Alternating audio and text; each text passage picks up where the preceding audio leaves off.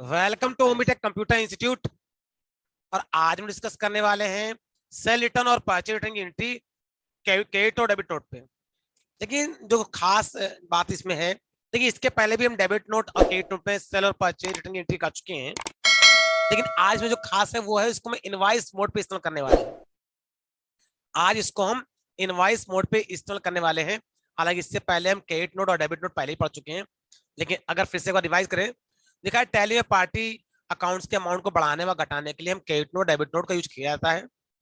Tally में debit note and credit note के voucher mode and invoice mode दोनों होते हैं। देखिए टैली में क्या होता है कि जो कुछ हमारे इनवॉइस मोड होते हैं, इनवॉइस मोड भी होते हैं और वाउचर मोड भी होते हैं। इसके पहले ठीक हमने कल वाउचर मोड का इस्तेमाल किया, हमने कभी इनवॉइस मोड का इस्तेमाल नहीं किया है। तो आज हम सेल रिटर्न और परचेज रिटर्न में इसका इनवॉइस मोड का इस्तेमाल भी करेंगे। लिखा है बिजनेस में कई सिचुएशन में पार्टी अकाउंट्स को बढ़ाने व घटाने की जरूरत होती है, जैसे कि डिस्काउंट, ऑलरेडी इसको हम पढ़ चुके हैं, कैश डिस्काउंट। इंटरेस्ट के केस में भी हम घटाते बढ़ाते हैं। इसका रिटर्न मतलब सेल्स रिटर्न या परचेज रिटर्न या किसी प्रकार का अगर हम एडजस्ट मान ले तो किसी प्रकार के एडजस्टमेंट में अगर पार्टी के अमाउंट को घटाने व बढ़ाने की आवश्यकता पड़ती है तो उसके लिए हम डेबिट नोट क्रेडिट नोट को हम पास करते हैं। ऑलरेडी क्रेडिट नोट को हम डिस्काउंट वाले कॉन्सेप्ट में डिस्काउंट अलाउ और डिस्काउंट रिसीव, इन दोनों ही केसेस में इसका जो बाउचर मोड में कैसे एंट्री पास करते हैं ये हम ऑलरेडी पढ़ चुके हैं। लेकिन इसके अलावा जो सेल्स रिटर्न होता है उसका हम बाउचर मोड पढ़ चुके हैं। लेकिन आज इसका हम इनवॉइस मोड पढ़ने वाले हैं कि इनवॉइस मोड इसको कैसे इस्तेमाल करते हैं, इवन और आगे जाकर के इंटरेस्ट के केस में कैसे हम एंट्री पास करते हैं डेबिट नोट और क्रेडिट नोट में, इस सिचुएशन को ही पढ़ेंगे। तो ये ढेर सारी सिचुएशन लिखी हुई है, टोटल मिला के जो मोस्ट सबसे कॉमन सिचुएशन है ये 6 मैंने लिखी सिचुएशन, 3 परचेज पार्टी के लिए है और 3 हमारी सेल्स पार्टी के लिए है। तो अभी हम क्या करते हैं, सेल्स रिटर्न और परचेज रिटर्न एंट्री कैसे हम पास करते हैं डेबिट नोट और क्रेडिट नोट में, इस चीज को समझते हैं। इसके लिए हम जाएंगे टैली प्राइम पे और यहाँ पे हम 1 मार्च में जाते हैं। यहाँ पे हम अपना ओपन करते हैं क्रेडिट नोट जिसे हम ऑल्ट प्लस F6 कहेंगे और इसका मोड चेंज करने के लिए हम कंट्रोल H प्रेस करेंगे और यहाँ देखे लगाएंगे आइटम इनवाइस। ये देखिए हमारा आइटम इनवाइस मोड आ गया। जब कंट्रोल H प्रेस करते हैं तो बहुत ढेर सारे लिस्ट ऑफ मोड आते हैं, हम यहाँ लेंगे आइटम इनवाइस। ध्यान रखिएगा एज बाउचर में एंट्री कर चुके हैं, अब हम लेने वाले हैं आइटम इनवाइस। यहाँ पे आते हैं पार्टी अकाउंट नेम लेंगे और पार्टी अकाउंट नेम हमारा है सोन ट्रेडर्स। एंटर करते हुए नीचे आएंगे और यहाँ पे हम लेंगे सेल्स रिटर्न जिसका लेजर ऑलरेडी बनाया हुआ है under sales account. After that आगे आते हैं मस्टर्ड ऑयल, ये हमारा है 30 लीटर और रिफाइंड ऑयल जो हमारा 45 लीटर है और इस एंट्री को हम यहाँ पे पास कर देंगे। ये देखिए इंटरनली और इसको पास कर दिया।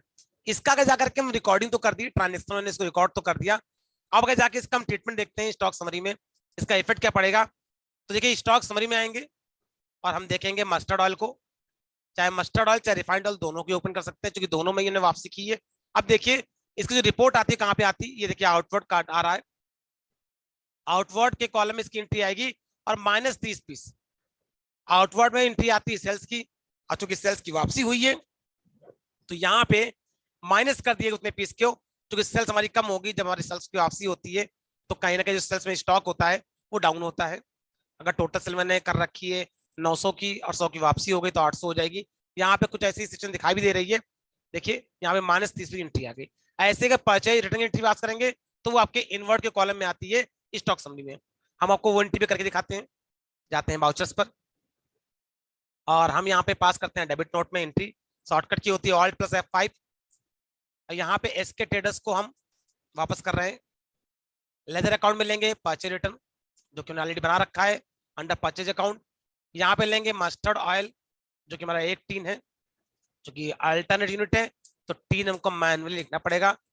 फिर हम लेंगे रिफाइंड ऑयल जो कि हमारा है 2 टीन और एंटर करते हुए इस एंट्री को हम यहाँ पास कर देंगे। ये देखिए और इसको जाकर के हम चेक करते हैं स्टॉक समरी में, ये देखिए इसकी एंट्री कहाँ पे आ गई, देखिए मस्टर्ड चेक किया या रिफाइंड ऑयल चेक करिए तो देखिए इनवर्ड के कॉलम में एंट्री आ गई। तो आउटवर्ड वाले कॉलम में जो सेल्स रिटर्न की एंट्री होती है वो दिखाई देती है और आउटवर्ड इनवर्ड वाले कॉलम में आपकी जो परचेज रिटर्न की एंट्री होती है वो दिखाई देती है। तो जो इनवर्ड कॉलम होता है वो होता है परचेज का, जो आउटवर्ड कॉलम होता है वो होता है सेल्स का। और चूंकि परचेज रिटर्न और सेल्स रिटर्न की एंट्रियां भी आपकी वापसी की आ रही हैं, तो वो एंट्री भी परचेज और सेल के कॉलम में, मतलब कि इनवर्ड और आउटवर्ड के कॉलम में बाकायदा दिखाई देंगे।